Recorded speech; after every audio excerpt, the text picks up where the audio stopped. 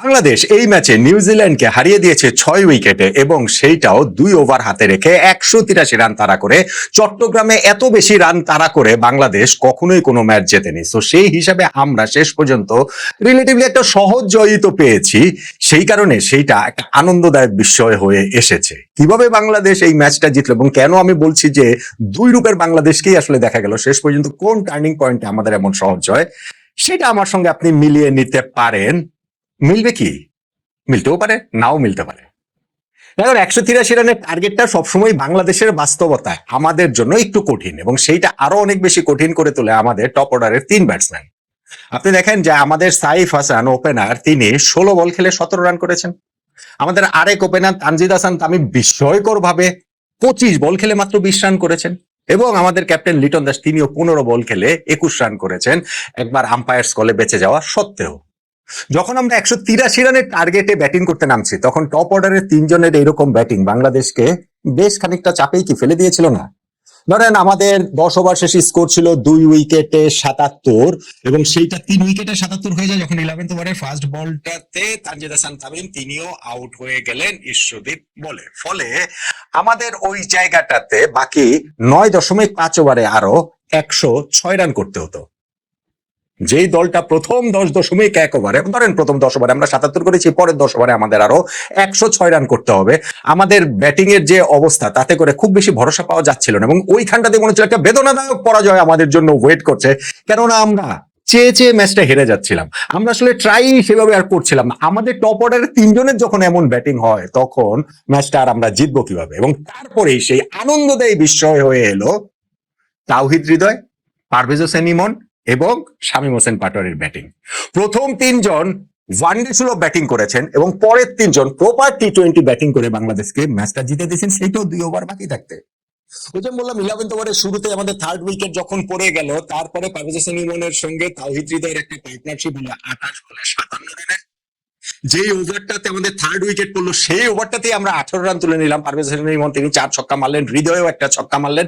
ফলে ওইখান থেকে আমাদের ঘুরে দাঁড়ানোটা শুরু। এবং পার্টনারশিপটার কথা বলছিলাম, সেই পার্টনারশিপটা যখন ফাইনালে গিয়ে ব্রেক হয়, 14 বলে 28 রান করে পারভেজ হোসেন ইমন তিনি ক্যাচ দিয়ে বাউন্ডারিতে আউট হয়ে গেলেন। তখনও আমাদের 31 বলে আরো 49 রান প্রয়োজন ছিল।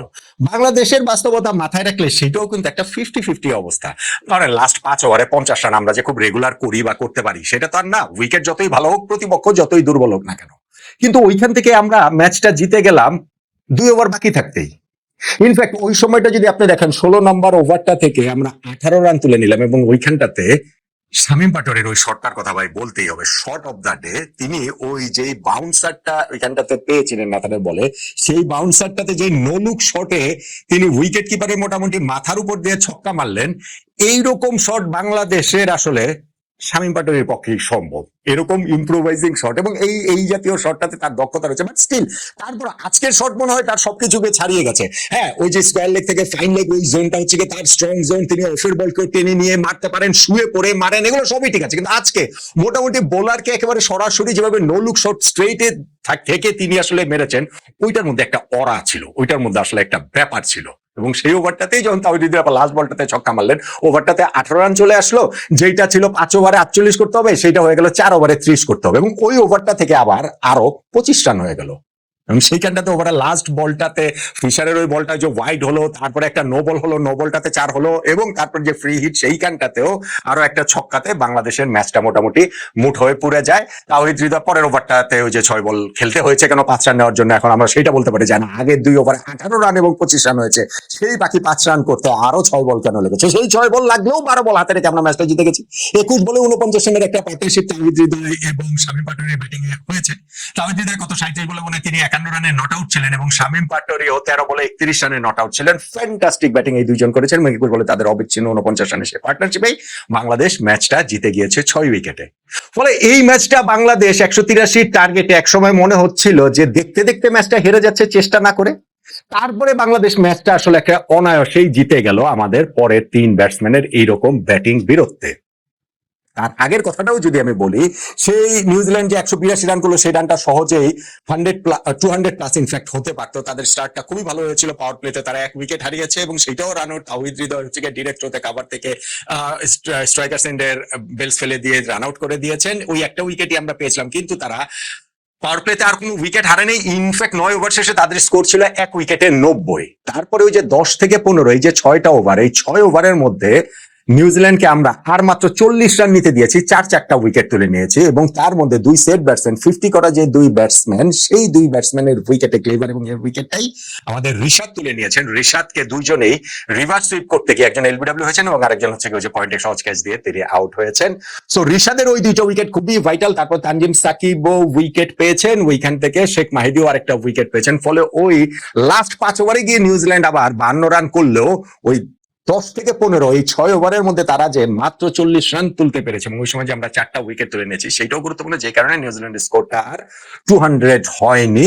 আমাদের আজকে রিপন মন্ডল, তিনি বাংলাদেশের প্রপার ডেবু হয়েছে আমরা বলতে পারি টি20 ফরম্যাটে। আগেও তো তার ডেবু হয়েছে এশিয়ান গেমসে, কিন্তু এইখানটাতে তিনি খুব ভালো বোলিং কাগজ কলমে করতে পারেননি। 4 ওভার বোলিং করে উইকেট পাননি, কত 37 রান মনে দিয়েছেন, কিন্তু তার লাস্ট ওভারটা কিন্তু একেবারে টিপিক্যাল রিপন মন্ডলের মতোই তিনি করেছেন। সেই লাস্ট ওভারে তিনি ইয়র্কারের পর ইয়র্কার দিয়ে গেছেন, মাত্র 6 রান প্রতিপক্ষ নিতে পেরেছে। ফলে রিপনের ওই লাস্ট ওভারটাকেও আসলে অ্যাপ্রিসিয়েট করতেই হবে, যেমন ভাবে অ্যাপ্রিসিয়েট করতে হবে বাংলাদেশের বোলিং এ কামব্যাকটা, যেইটা এসেছে আমাদের লেগ স্পিনার ঋষাদ হোসেনের সূত্র ধরে, যিনি 2 50 করা ব্যাটসম্যানকে পরপর আউট করে দিয়েছিলেন।